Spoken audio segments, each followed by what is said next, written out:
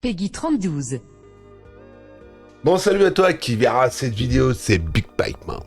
Alors aujourd'hui, on va faire une petite review, comme ça, puisque pour les gens qui dorment au fond de leur grotte, si vous n'êtes pas au courant, vous avez déjà le jeu TOTK qui est disponible en téléchargement sur toutes les plateformes où tu peux trouver des jeux hackés.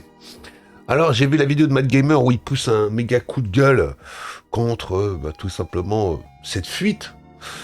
Alors j'arrive tout à fait à comprendre ton coup de gueule. Moi, je suis un peu dans le même cas que toi. J'avais pas vu ton analyse, qui est quand même assez humoristique. Alors, vous voyez tous ces analyses qui vous présentent du gameplay de TOTK, hein, qui vous présentent les sorts, qui vous présentent plein de trucs. Et Matt Gamer, dans l'ensemble, il dit « Ouais, ça leur casse les couilles. » Que le jeu, il a fuité. Je pense qu'en réalité, celui qui est le plus emmerdé, c'est Nintendo. Alors, j'ai vu plein de choses. Même moi, je me suis fait spoil. Hein. Ouais, j'ai rien à cacher. Je me suis fait spoil parce que j'avais envie de me faire spoil. Il y avait un mec qui le streamait hier soir. Et j'ai été voir un peu ce que ça donnait. Alors, le jeu, voilà. 1h15 de spoil. Mais je pense que tu vois, être en variety spoil, 1h15 de game, tu vois le début du jeu, tu sais comment ça commence, tu vois certains trucs. Mais sorti de ça, je pense que tu vois, il faut pas t'arrêter sur le peu que t'es vu, quoi. Je pense que tu vois, c'est vraiment un jeu qu'il va falloir que tu fasses toi-même, qui va te permettre de te faire ta propre expérience, tu vois, et ton propre ressenti, surtout manette en main. Alors,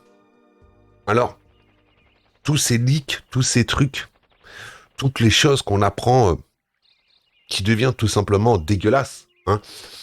Il n'y a plus la magie quand t'as ta cartouche dans les mains, que tu rentres chez toi, que tu la bourres dans ta console, et que tu sais quasiment tout. Tu sais quasiment tout ce qui se passe, d'entrée ou quoi que ce soit. Moi, je me suis fait spoil pour une simple et unique chose. Parce que je voulais me rassurer sur certaines choses. Et je suis rassuré dans un certain sens, mais je suis un peu mitigé sur d'autres choses. Donc moi, je ne te ferai pas une théorie du contenu de Zelda Tears Kingdom ou quoi que ce soit. Le peu que j'en ai vu, en tout cas, ça m'a donné encore plus envie de mettre la main sur la cartouche. Et je pourrais le faire en émulation, il n'y a pas de souci, j'ai tout ce qu'il faut. Mais je le ferai pas. Je le ferai pas pour une simple et unique chose. Parce que je pense que ce jeu, il faut le partager avec sa commu. Faut pas se le faire dans son coin en mode what? Je le fais et puis voilà.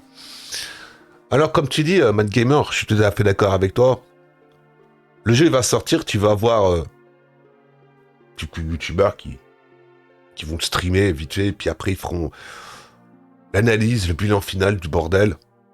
Il faut pas regarder ces gens-là. Faut les ignorer. Je pense que, tu vois, moi, après avoir passé des centaines d'heures dans Zelda Breath of the Wild, je serais pas capable de te faire une critique objective parce que c'est un jeu que j'adore. Là, tu vois, dernièrement, il y a un truc qui me fait doucement rire. T'as notre ami Julien qui fait une preview sur Redfall. Il a même pas joué avec le jeu. Mais ça ne le dérange pas de le défoncer. Et quand il dit « Ouais, c'est le porte-étendard de Microsoft. Microsoft, ils ont pas de jeu. » Pourquoi il y a des jeux sur PlayStation 5, gros? Ah, mais je sais pas, je te pose une question. Il y a plus de jeux sur PlayStation 5? T'as vu la gueule de ton Forspoken? Je suis désolé. À l'heure d'aujourd'hui, le jeu vidéo, peu importe ce que tu mets dans ta console, hein, ton dernier Star Wars, Kiki,